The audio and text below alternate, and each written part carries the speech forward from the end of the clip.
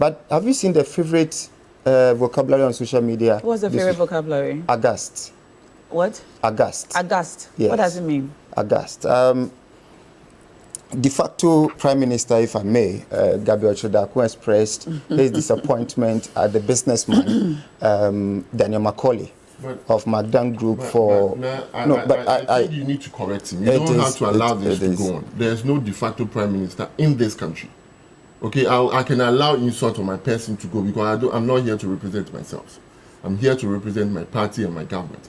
But that statement that he made is incorrect. Is it so you have to correct him. Yes. Do you have a de facto Prime Minister? I think we'll put.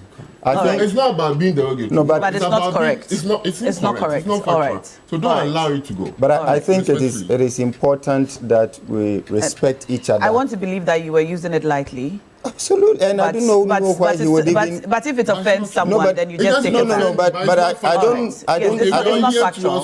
So we'll just leave it at that. All right. Let's just leave it. No, but let's not major in. I will not. Let's leave it at that. Certainly, but my issue is that you don't sit here and make. Yes, I mean this is. What's the meaning of de facto? Maybe if you understand de facto, then we'll be fine. This is a small issue that shouldn't generate debate. No, but the more important point I wanted to make is that when you have a government that has not been deliberate about creating an enabling environment for businesses on the basis of equal opportunity, but select opportunity for a few, then you have the kind of McDan's Gabby Otchere-Darko tantrum that we saw on social media. And that is the kind of policy direction, that's the kind of governance, the kind of politics that we must put behind us. So if he's uncomfortable because of that point, I understand him.